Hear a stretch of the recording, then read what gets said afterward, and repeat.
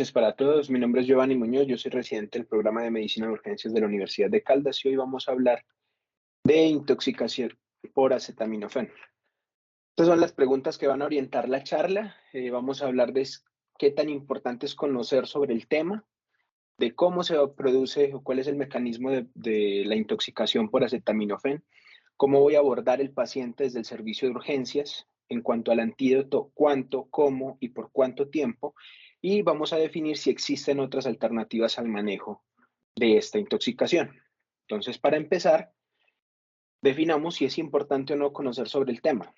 Y resulta que el acetaminofén desde el año 1955 pues ha sido comercializado como un antipirético y analgésico de venta libre, siendo uno pues de los medicamentos más populares que existen actualmente. Se estima que para el año 2003 se dieron 28 billones de dosis solamente para este año. Además, para el año 2005 encontramos que tenemos hasta 89 millones de formulaciones de su forma combinada con opioides, en la forma específica de hidrocodona con acetaminofén. Resulta que datos estadísticos en Estados Unidos, de los centros toxicológicos de Estados Unidos, muestran que el 50% de los pacientes que tienen enfermedad hepática aguda tienen como antecedente eh, una ingesta de dosis supraterapéuticas de acetaminofén y que de estos pacientes el 20% fue llevado a trasplante hepático. Y dado pues que es un medicamento de forma de venta libre y que además está asociado en fórmulas combinadas con otros medicamentos, existe un importante factor de riesgo y es la malinterpretación de la dosis, ya que algunos pacientes toman estos medicamentos sin darse cuenta de que en realidad eh, este medicamento ya tiene una dosis de acetaminofén y pueden estar tomando acetaminofén en su forma única de manera libre asociada a esto. Y esto pues aumenta el riesgo de una intoxicación a futuro. Este es el registro pues estadounidense de intoxicaciones y vemos que las intoxicaciones por medicamentos, en este caso, es la primera causa pues de intoxicaciones y vemos que el acetaminofén solo ocupa casi el 20% de estas intoxicaciones y que si además tenemos en cuenta las combinaciones de acetaminofén añadiríamos un 3%. Para esta revisión que se hizo, la mortalidad por ingesta de medicamentos fue del 0.4%. Pensaríamos que es una mortalidad baja y ya vamos a hablar de eso. En nuestro medio, este es un trabajo que se hizo sobre la descripción de intoxicaciones por sustancias químicas en el primer trimestre en el año 2021 en Bogotá y encontraron que la intoxicación por medicamentos es la segunda causa de estas intoxicaciones y que el acetaminofén está en el 9% de los intoxicados, que fueron 209 para este año. Entonces, ¿cuál es la verdadera importancia de definir la intoxicación por acetaminofén? Y es que el acetaminofén va a llevar a una lesión hepática y posteriormente a una insuficiencia hepática, el cual va a ser el verdadero problema de esta intoxicación. Como ya les dije, el 50% de los pacientes con enfermedades hepáticas agudas están asociadas al consumo de acetaminofén y en este caso la mortalidad puede estar cercana al 28%, lo cual pues obviamente es mucho más grande de lo que veíamos en los primeros estudios descriptivos que estábamos hablando inicialmente. Además, encontramos que el 63% de los pacientes intoxicados con acetaminofén estaba consumiendo presentaciones combinadas, haciendo más notorio aún el factor de riesgo de la malinterpretación de la dosis. Tanto es así que la FDA ha tenido algunas intervenciones solicitando la disminución de la dosis de acetaminofén en estas fórmulas combinadas. Por eso encontramos combinaciones con acetaminofén de 325 miligramos para evitar que los pacientes estén aún más expuestos a esta intoxicación. Vamos a definir cómo se produce la intoxicación por acetaminofén. Y resulta entonces que la molécula de acetaminofén va a tener pues unas características farmacológicas con una distribución de 0.95 litros por kilogramo y una unión a proteínas del 25%, lo cual va a facilitar que la excreción de los metabolitos, incluso de la forma libre del acetaminofén, sea predominantemente por vía renal. En este caso, la mayoría del metabolismo del acetaminofén se va a dar por conjugación. Estamos hablando de un 90% del metabolismo del medicamento, y el cual se va a dar por dos mecanismos que son la formación de ácido glucurónico y la formación de sulfatos, que son moléculas que no son tóxicas y que se van a excretar de manera urinaria. Un 2% del medicamento, además, se va a eliminar sin cambios por esta misma vía. ¿Qué pasa? Que una porción menor del medicamento, se estima entre el 5 y el 9%, se va a metabolizar por la vía de los citocromos, especialmente por la vía pues, del citocromo 450 y de la isoenzima 2E1, la cual va a generar mediante el consumo del glutatión hepático, formas conjugadas de cisteína y de ácido mercaptúrico que tampoco son tóxicos y que también se eliminan sin dejar rastro del medicamento. Pero existe una pequeña parte que cuando se encuentra disminución del glutatión, se va a generar esta molécula que se llama N-acetil-P-benzoquinona imina, o NAPQI en su forma abreviada, y que es la que va a producir necrosis hepática.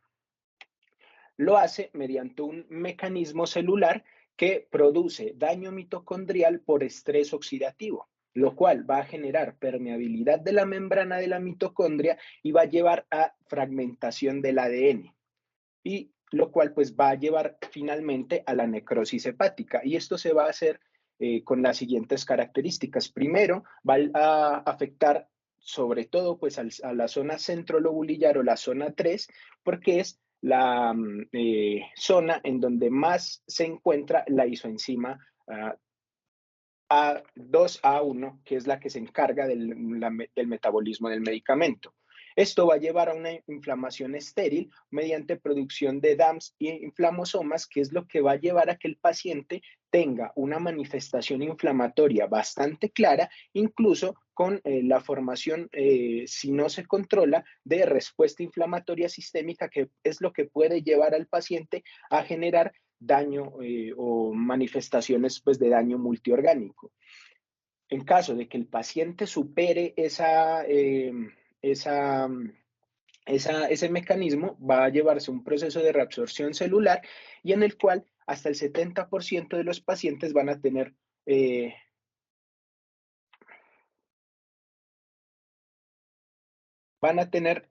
regeneración hepática.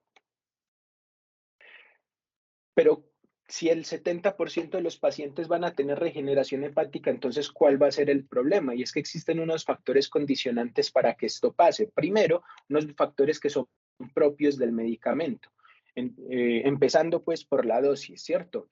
Y aquí hay que hacer pues una salvedad, y es que cuando uno revisa la literatura, dependiendo pues de los autores o del territorio de donde se estén leyendo las diversas guías, existe una diferencia entre el punto de la dosis tóxica de acetaminofén. Se estima pues que para niños la dosis tóxica es cuando está por encima de 150 miligramos por kilo, que serían 10 veces más pues la dosis terapéutica, y en adultos por encima de 7.5 gramos. Pero existen unas condiciones también que son propias del paciente y que nos van a llevar a definir que tenga mayor probabilidad de generar una intoxicación por acetaminofén. Por ejemplo, pacientes que tienen baja reserva de glutatión, por ejemplo, pacientes que tienen desnutrición o que ya tienen una hepatopatía crónica, pues van a incrementar su riesgo. Pacientes que consumen medicamentos u otras sustancias que son inductoras del citocromo 450, como los que toman isoniazida, fenobarbital, carbamazepina, fenitoína, entre otras, y además los pacientes que tienen antecedente de abuso crónico de alcohol. También pacientes con hepatopatías previas como hígado graso alcohólico, no alcohólico, o hepatitis infecciosa o no infecciosa, y pacientes que tienen uso de fármacos que van a competir por la conjugación de glutatión y como lo vimos, pues van a generar esa disminución de glutatión que es lo que ayuda a la eliminación sin intoxicación del medicamento, como morfina, estrógenos y salicilatos. Además de eso, la edad, pacientes en extremo de la edad, como niños menores de 12 años o pacientes mayores de 65 años, van a tener entonces mayor probabilidad de generar esa intoxicación por acetaminofén. Se acepta, pues lo que se encuentra en la literatura es que la dosis terapéutica máxima de acetaminofén en los adultos es de 4 gramos al día. Sin embargo, existen algunos trabajos en donde se ha definido que esa dosis terapéutica debería ser menor a los 3.2 gramos al día, teniendo en cuenta justamente los factores de riesgo de cada paciente, lo que nos invita a reflexionar sobre el análisis individual de cada caso, ya que esto, pues como muchas cosas en medicina, no va a ser una receta de cocina. Y vamos a tener en cuenta también otros factores que son importantes y son propios del el medicamento, porque existen otras diversas formas de acetaminofén, otras diversas formas de exposición al medicamento, como son pues la ingesta aguda del medicamento, pues que la podemos encontrar y esta tabla es tomada pues de la guía australiana, o también ingestas repetidas de dosis supraterapéuticas o ingesta de formas de liberación prolongada del medicamento. Ahora bien, ¿cómo voy a abordar el paciente desde el servicio de urgencias? Y primero, pues es como ya conocemos y como ya vimos el mecanismo de daño del acetaminofén en la intoxicación, vamos a definir 4 factores esenciales para reconocer el paciente con intoxicación en el servicio de urgencias. Y es primero, tratar de definir cuál fue la dosis de ingesta del medicamento y cuáles son los coingestantes que pudieron haber tenido por las formas combinadas de medicamento que existen pues, actualmente en el mercado. Segundo, el tiempo de presentación, lo cual va a ser vital para poder definir el inicio del tratamiento o las formas de descontaminación inicial de las que vamos a hablar más adelante.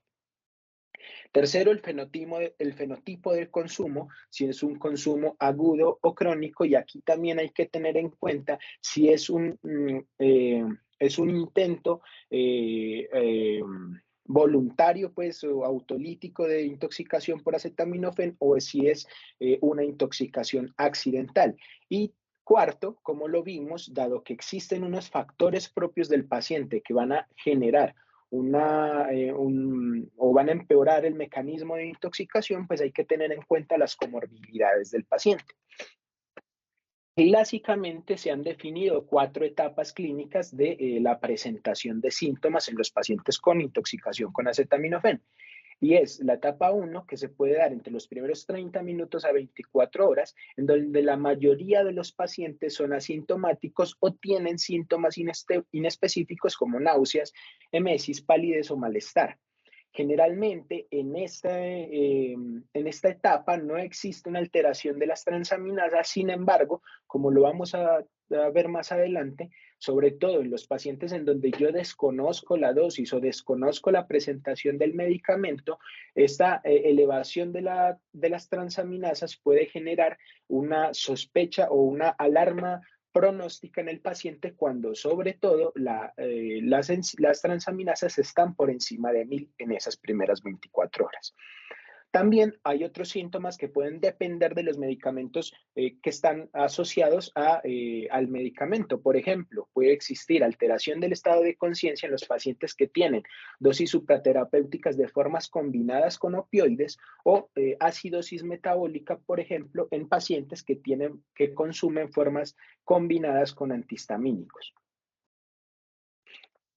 En la etapa 2, que será de 24 a 72 horas, generalmente existe una desaparición de los síntomas y es en donde puede existir mayor confusión porque se presenta, entre comillas, una mejoría clínica del paciente. Sin embargo, hay que tener en cuenta que esta es la etapa en donde se presenta o se empieza la alteración de las enzimas hepáticas de manera más común Y además se va a presentar hepatomegalia o hepatalgia en una porción importante de los pacientes. El 50% de los pacientes se estima pues que tienen en realidad una elevación de las transaminasas en las primeras 24 horas y hasta el 99% de los pacientes van a tener una real elevación de las transaminasas en las primeras 36 horas. Y esto además va a estar asociado a hiperbilirrubinemia y a prolongación de los tiempos de coagulación con las complicaciones o las manifestaciones clínicas que a lo que esto conlleva. Además, en los pacientes que tienen pues intoxicaciones más severas y que van a generar disfunción renal, que es otra de las complicaciones, van a poder empezar a presentar oliguria en esta etapa clínica pues de la intoxicación. En la tercera etapa, que es de 72 a 96 horas, se va a empezar a establecer la necrosis centrolobulillar hepática por el mecanismo que ya vimos, y esta etapa entonces se va a caracterizar por tres espectros clínicos, que son la ictericia, la coagulopatía y cuando se desarrolla insuficiencia hepática establecida de encefalopatía. Además, va a haber una lesión renal establecida hasta en un 25% de los casos. Si bien hay que decir que esta lesión renal es reversible, durante la instauración pues, de esta etapa clínica, hasta el 30% van a requerir terapia de reemplazo renal. Una complicación tal vez menos común, pero que puede ser muy grave porque puede empeorar la respuesta inflamatoria sistémica y empeorar el daño multiorgánico es la pancreatitis, por lo cual es importante definir unos niveles de amilasa que estén por debajo de 150. Y generalmente este es el periodo de instauración de la falla hepática, de la falla multiorgánica, perdón. Por lo tanto, va a ser la etapa con mayor tasa de mortalidad en los pacientes con intoxicación con acetaminofén.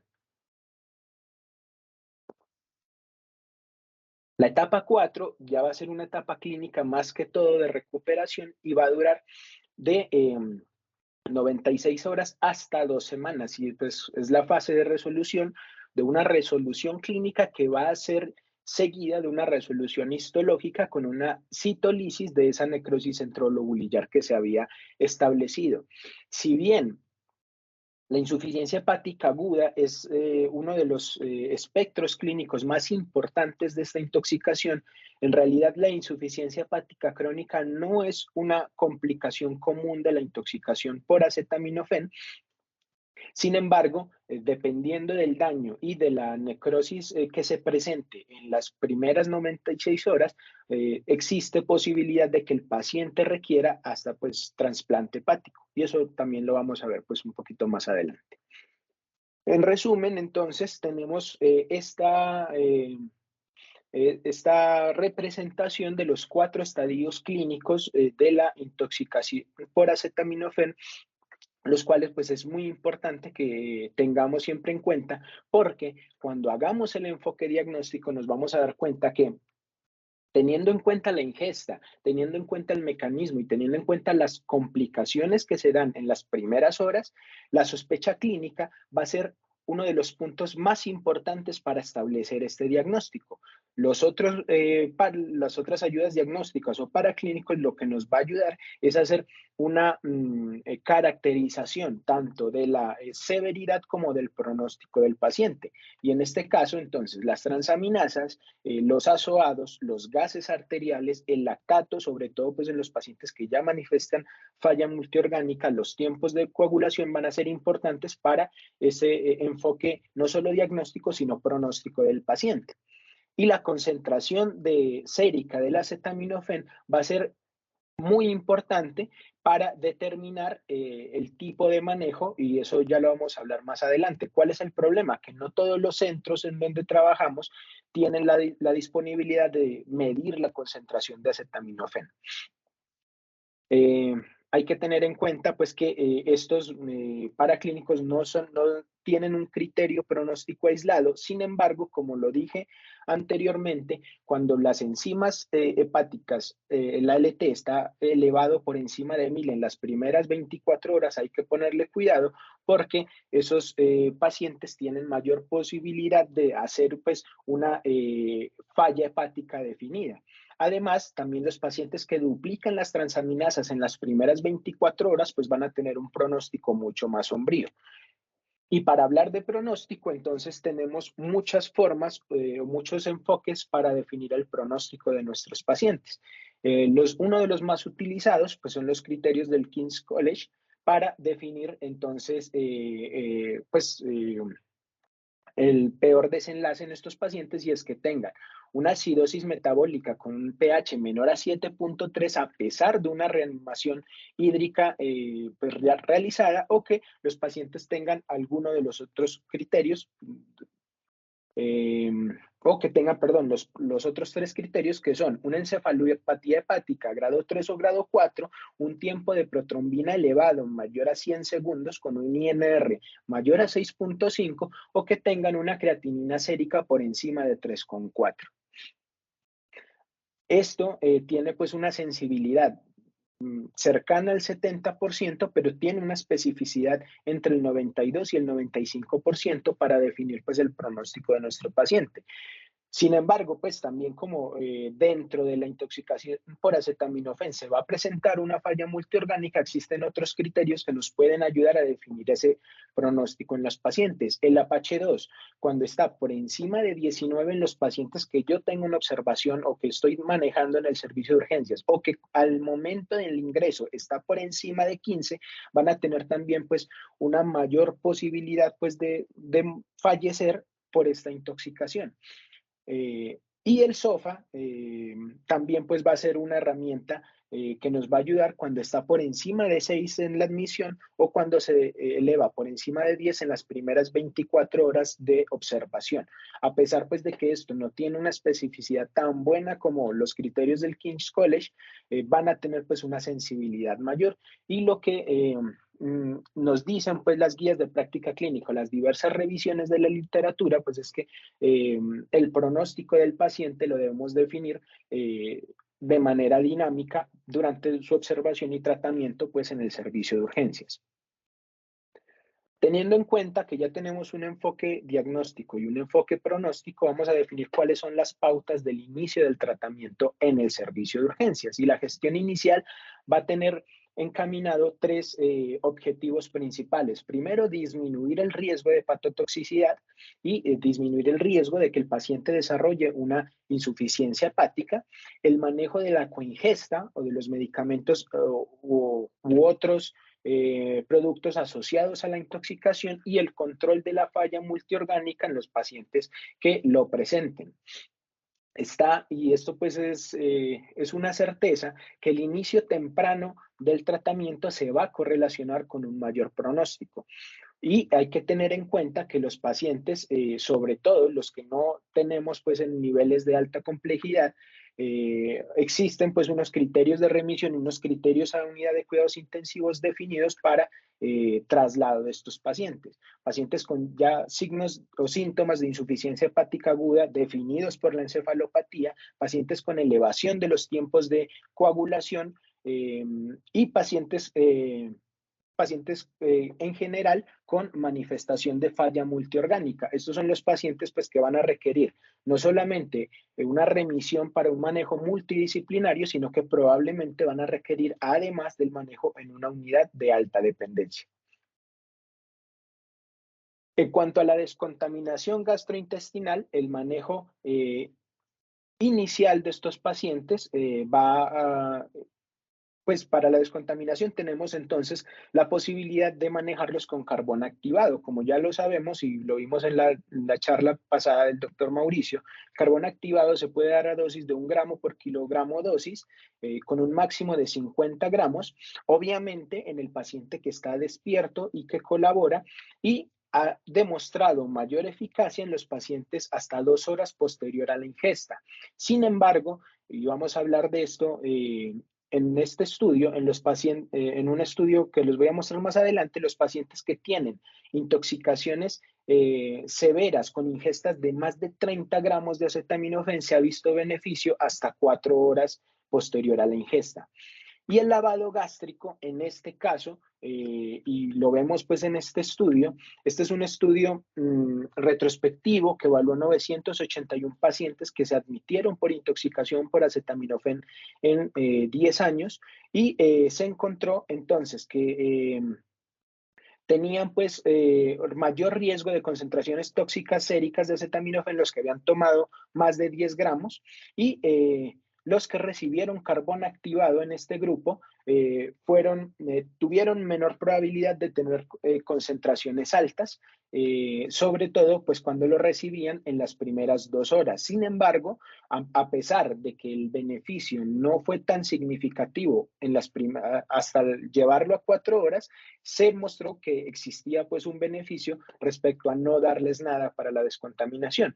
Además, el lavado gástrico en este caso no se asoció a disminuir aún más el riesgo, por lo cual pues ya vamos haciéndonos idea de algunas conclusiones. Y esto también es lo que les traía acerca de la sobredosis masiva de acetaminofén. Este es un estudio que se realizó en una unidad de cuidados intensivos con 200 pacientes que tuvieron sobredosis acetaminofén con dosis muy altas, incluso pues la dosis media en este estudio era de 50 gramos. Lo que encontramos y me llama la atención pues en la tabla demográfica pues del estudio es que los pacientes que se manejaron en esta unidad de cuidados intensivos en realidad son muy parecidos a los que se manejan en la literatura, generalmente pacientes jóvenes. La edad promedio de este estudio fue de 29 años y el 62% pues eran mujeres. En este caso también llama la atención que un 33% tenía coingesta de medicamentos que disminuían el peristaltismo intestinal, que puede ser opioides, pues de una manera pues muy clásica y eh, muy, muy prevalente, y además con ingesta de alcohol que, como lo vimos, pues también compite y disminuye la concentración de glutatión hepático y puede aumentar pues el riesgo de intoxicación. En este caso, encontramos que los pacientes que recibieron carbón activado lo hicieron en un promedio de 6.3 horas y que los que lo recibieron en las primeras 4 horas tuvieron una disminución del desarrollo de hepatotoxicidad de manera significativa. En el estudio, el 14% pues desarrollaron hepatotoxicidad. Y eso pues es lo que podemos ver en esta gráfica pues. Entonces, como conclusión del manejo inicial, del abordaje inicial en cuanto a la descontaminación, es que los pacientes se benefician del manejo con carbón activado de manera probada en las primeras 2 horas y que sobre todo los pacientes que tienen intoxicaciones masivas con dosis de más de 30 gramos o si esa pues es la sospecha, se pueden beneficiar del manejo con carbón activado en las primeras 4 horas. Y además que el lavado gástrico no aporta disminución en el riesgo de descontaminación, por lo cual no lo debemos hacer pues de manera sistemática. Vamos a hablar entonces del antídoto como tal. ¿Y cómo funciona la acetilcisteína? Resulta que este medicamento actúa en la fase principal del metabolismo del acetaminofén, teniendo en cuenta, como lo vimos, la formación de ácido glucurónico y de sulfatos, los cuales se eliminan de manera no tóxica por el riñón, y este medicamento lo que hace es aumentar la concentración de glutatión para generar este tránsito. Si nosotros tenemos entonces una mayor concentración de glutatión, la oxidación por las isoenzimas del citocromo 450 pues va a ser disminuida, y esto va a generar entonces mayor generación también de ácido mercaptúrico y de conjugados de cisteína para que el medicamento se siga eliminando sin que se presente daño. Esto disminuye entonces las concentraciones de NAPQI y va a evitar entonces de manera final la necrosis hepática. Esa es la forma entonces como funciona la acetilcisteína. ¿Y cuáles son las indicaciones entonces? Cuando existe una alta posibilidad de lesión hepática definida en el nomograma de Rum-McMatthew, que vamos a hablar pues más adelante, la sospecha de ingesta mayor a 7.5 gramos, aunque no tengamos disponibilidad de niveles séricos, o pacientes que presenten una ingesta de acetaminofén con cualquier tipo de evidencia de lesión hepática de las que hablamos en el enfoque clínico.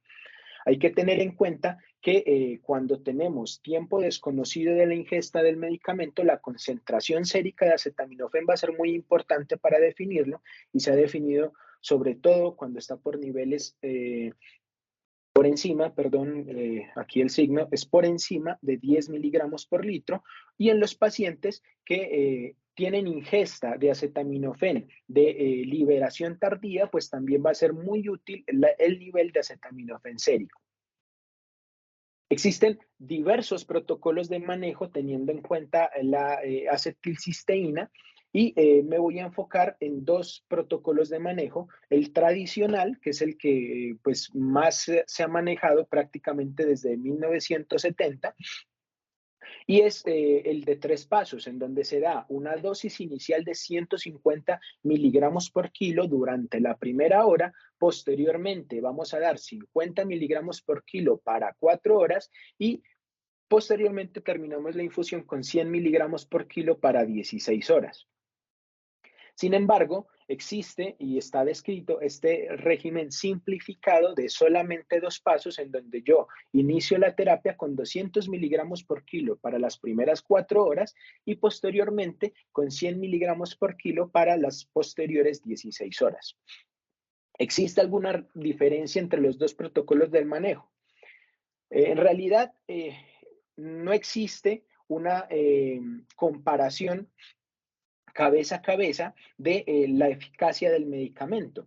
Existen estudios que han tratado de definir cuál sería la disminución, sobre todo en efectos adversos, ya que la aplicación o la infusión de acetilcisteína pues tiene un efecto adverso muy temido que es la presentación de una anafilaxia no alérgica. Este es un estudio que buscó comparar justamente esa incidencia de eventos adversos de medicamentos en el régimen de acetilcisteína, teniendo en cuenta los dos regímenes que acabo de explicar. Se hicieron en este estudio 389 pacientes recibieron el régimen tradicional y 210 pacientes recibieron el régimen simplificado de 2 pasos. Y lo que se encontró es que los pacientes que recibieron el régimen simplificado no tenían menor inducción de anafilaxia severa no alérgica en un 4.3% versus un 10% de los pacientes, teniendo en cuenta pues que se disminuyeron todos pues, los síntomas como rash, urticaria o prurito y que además reacciones severas como la hipotensión pues también fueron mucho menos frecuentes en el grupo que recibió el régimen simplificado. Hay que tener en cuenta que en este estudio también se midieron las concentraciones séricas de acetaminofén en los pacientes que presentaron y que no presentaron la anafilaxia y que en este caso la disminución la concentración sérica de acetaminofén, pues la diferencia no fue tan significativa como para definir que un tratamiento sea superior al otro. Y además no se presentaron eventos adversos, diferencia, perdón, en otros eventos adversos como eventos gastrointestinales entre las dos terapias.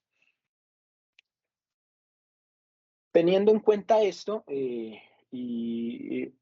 estas recomendaciones son tomadas también de la guía australiana. Ellos han preferido continuar o sugerir el tratamiento en este protocolo de 2 pasos, ya que disminuye pues la posibilidad como tal de generar una anafilaxia no alérgica. Pero este esquema también presenta unos ajustes de dosis en su manejo. Y es que si el paciente cuando yo tomo la concentración sérica de acetaminofén, dobla el nomograma, que les voy a mostrar en la próxima diapositiva, O si el paciente tiene sobredosis masivas definidas como 30 gramos o más de acetaminofén, este régimen simplificado ya no va a ser 200 en las primeras 4 horas y 100 en las siguientes 16, sino 200 en las primeras 4 horas y 200 en las siguientes 16 horas.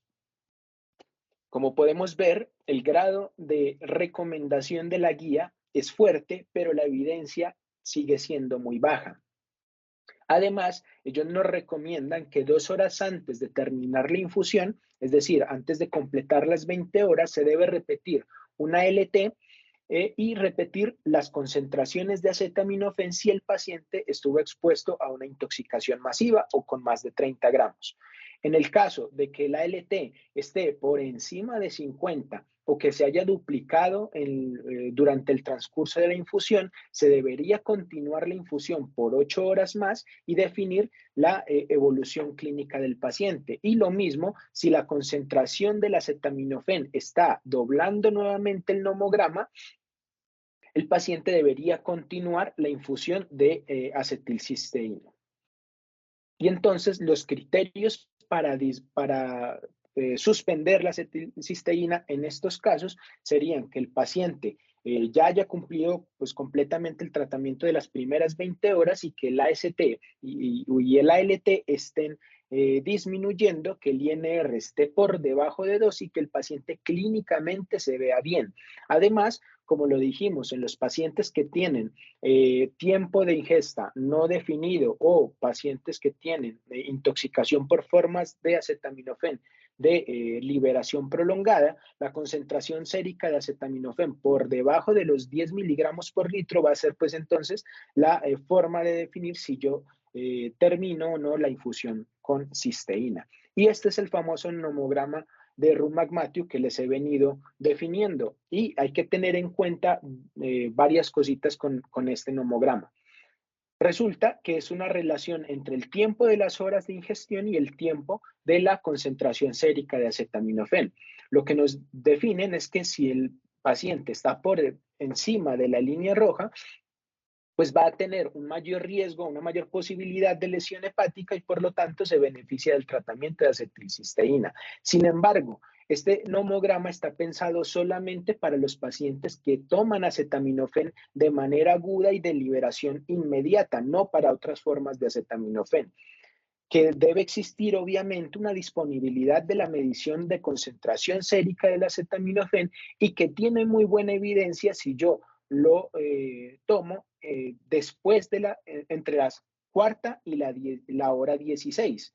Por encima de las 16 horas, este nomograma, pues su nivel de evidencia y su precisión, pues es mucho menor. Por lo tanto, esos son 3 aspectos que debemos tener en cuenta para el uso del nomograma de Rumac-Matthew. Ahora, también se ha descrito otros esquemas de manejo con acetilcisteína de manera oral. Y si definimos entonces, si se ha comparado la terapia oral y la terapia venosa, pues tampoco encontramos estudios que los compare de manera directa. Este es un metaanálisis que reunió 16 estudios con 5.164 pacientes, en donde no se comparaban los manejos entre los pacientes, sino solamente se definió que en unos estudios lo recibían de manera intravenosa y en otros lo recibían de manera oral. ¿Qué encontraron? Que de manera temprana había una eficacia similar del manejo con ambos protocolos, tanto oral como intravenoso.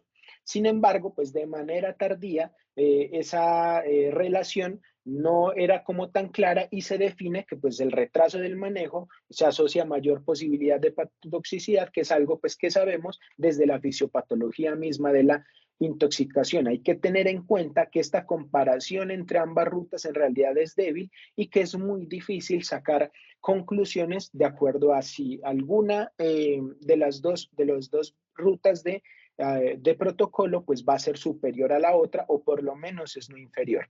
Sin embargo, existen pues ya descritos protocolo de manejo oral de acetaminofén y es un protocolo de 72 horas en donde se inicia una dosis de carga de 140 miligramos por kilo y posteriormente 70 miligramos kilogramo cada 4 horas para un total de 17 dosis.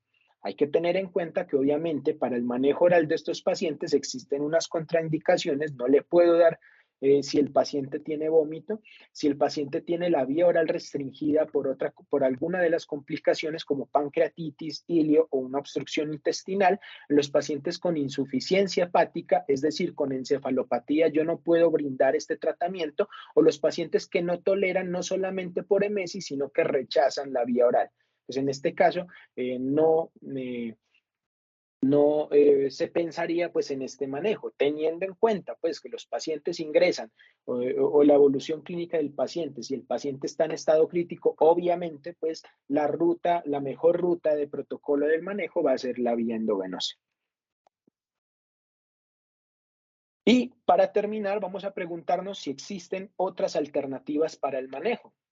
Y no me voy a enfocar en otro tipo de manejo farmacológico porque si bien existen otras moléculas que han tenido algunos resultados promisorios en estudios animales, en estudios humanos no han demostrado ser superior a la acetilcisteína, y se sigue aceptando que la acetilcisteína es el antídoto pues para esta intoxicación. No voy a tratar pues a hablar de otros fármacos y vamos a hablar de la eliminación extracorpórea. Resulta que la diálisis, como lo vimos, pues el acetaminofén se elimina en su metabolización, en su metabolismo normal, perdón, por esta vía. Pues no está definido que la diálisis sea un sustituto del manejo con la acetilcisteína. Si bien nos puede ayudar para el manejo del paciente en contexto de falla multiorgánica. Por lo tanto, la indicación de diálisis en estos pacientes va a ser estándar, independiente de la intoxicación, y se ha definido o se han realizado algunos trabajos en donde nos dicen que la hemodiálisis de manera temprana en intoxicación masiva puede disminuir o puede ser beneficioso para el paciente en cuanto a la instauración de la falla multiorgánica y de la mortalidad. Sin embargo, no es una recomendación que se pueda dar de manera amplia, pero hay que tenerlo en cuenta. Y por último, entonces, estas serían las indicaciones de trasplante hepático. Los pacientes que después de 48 horas todavía tienen un INR mayor a 3 o que durante cualquier momento de la observación tienen un INR superior a 4.5, los pacientes que tienen oliguria o creatinina superior a 2.3, los pacientes con acidosis persistente, con una acidosis menor a 7.3 a pesar, o un lactato superior a 3 a pesar de una buena reanimación, los pacientes con hipotensión sistólica por debajo de 80, los pacientes con hipoglicemia, con trombocitopenia severa o con encefalopatía, y pacientes con cualquier alteración del estado de conciencia, teniendo en cuenta todos estos ítems. Entonces yo debería definir si el paciente va a irse a un trasplante hepático o no. Para concluir, la insuficiencia hepática va a ser el factor clínico más importante a tratar durante la intoxicación por acetaminofén, que la sospecha clínica es fundamental para un enfoque diagnóstico. El pronóstico depende del inicio del manejo de manera oportuna. La descontaminación con carbón activado, sobre todo en los pacientes con intoxicaciones ingestas menores a 2 horas o masivas menor a 4 horas, evitar el lavado gástrico de manera sistemática en estos pacientes porque no aporta nada. Existen múltiples protocolos de manejo específico. Hablé pues del método tradicional, de la comparación. No existe pues una probada eficacia del uno sobre el otro, pero sí una disminución de los efectos adversos, sobre todo del evento adverso más temido, que es la anafilaxia. La diálisis no reemplaza el manejo antidotal, y que la insuficiencia hepática crónica no es una complicación común, pero estos pacientes pueden requerir trasplante hepático. Les agradezco mucho. Les recuerdo entonces seguirnos en las redes sociales y en el canal de YouTube en donde se están montando todas estas charlas. Quedo muy atento a sus comentarios.